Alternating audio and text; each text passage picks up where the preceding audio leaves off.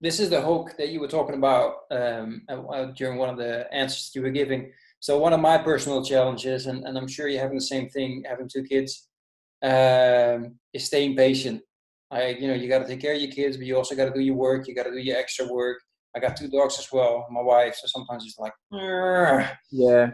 Especially now during the summer. So both kids are home and I got to take care of them 24/7. So how important do you think, or what's your thought on how important being patient is for a father? And how do you work on becoming more patient? Patience is the key to everything.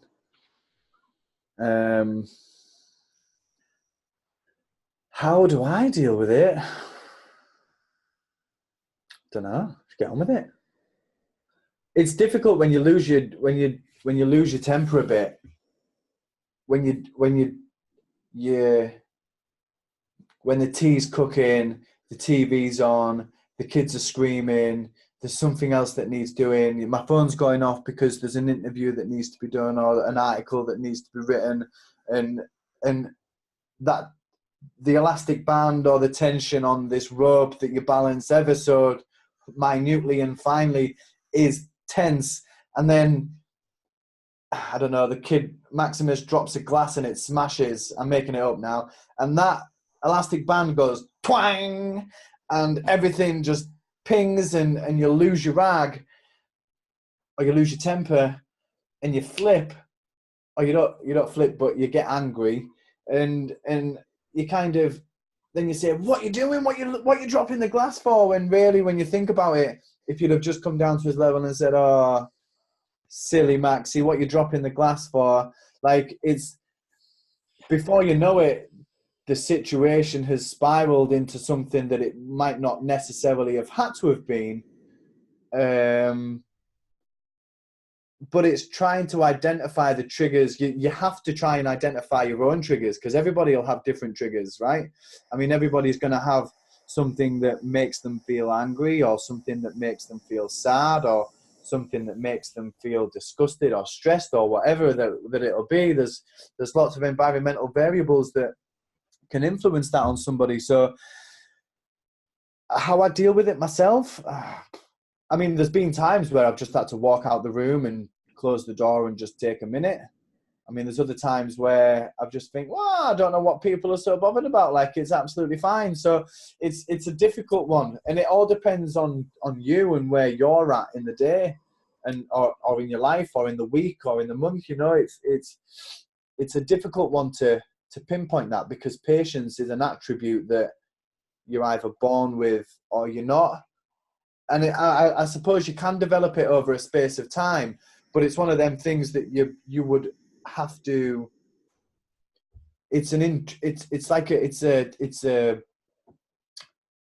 not a quality like that you choose to be. Do you know what I mean? You don't choose. I suppose you could be. I don't know. Do you choose to be patient, or does it not just? Is it not more of a reflex that you've got that level of patience for any one given situation or thing, and then as soon as that patience runs out, then the consequences for that are there? I don't know. I'm getting. It's quite a deep question, because I mean, can you teach yourself patience? That's the one thing I'm still trying to figure out. I've worked with taking deep breaths when they come up, but Yeah, I suppose meditation and stuff like that could potentially help to reduce stress. I mean, I suppose that, I mean, for you losing your patience, you would then inevitably have to be feeling in a negative way. I mean, just trying to maintain a positive outlook will always mean that you are patient. I mean, I am optimistic and positive about 99% of the things. I mean, my wife's just said down there, when you start to worry, that means I start to worry, because if you worry about it, then it's got to be something to be worth worried about. Because I'm quite laid back, and there isn't an issue until there's an issue. And generally, when you find an issue, there's a resolution to the problem, so it's not really a problem. Does that make sense? Do you follow? Yeah. So then, I mean, having that sort of micro mindset, whereas if there's a problem, right, solve it, problem, right, solve it, problem, right, solve it, then I suppose you will be endlessly patient because you only take it one job at a time. But it's all about self-awareness, I suppose, in the fact that you need to know your own triggers and you need to know yourself before you could ever start dealing with external factors that would affect your stress. So if running helps, if breathing helps and meditation, then do that. It's not one of them things that you kind of would discover and then think, it's not one of these things that you would just suddenly discover, yet you would have to try a few different things before you get to that place where you think, actually, yeah, that helped me. I know that when I walk into the Muay Thai gym, when I walk into Northern Kings, and I'm thinking, right, shin pads on, gloves on, gum shield in.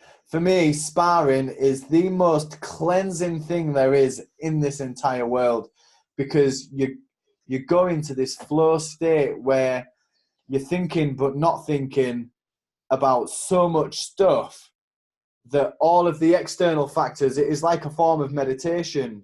So for me, that is my medicine.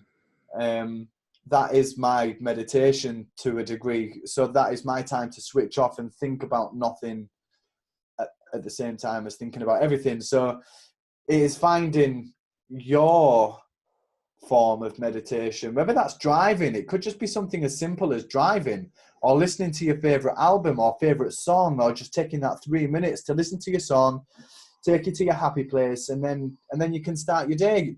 But it's you smile, but that's right.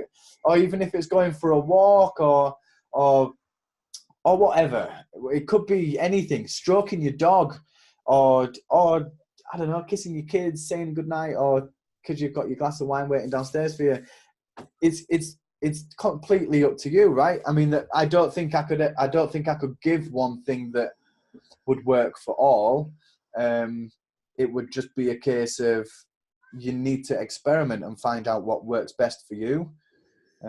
Patience is a wonderful thing, and I believe that everybody needs to deploy it in every aspect of life, because if you're patient, well, good things come to those who wait. And that's an age-old saying, and it's true. If you're patient, you work hard, then good things will come your way. And I'm a firm believer of that. So, and everything happens for a reason. Patience.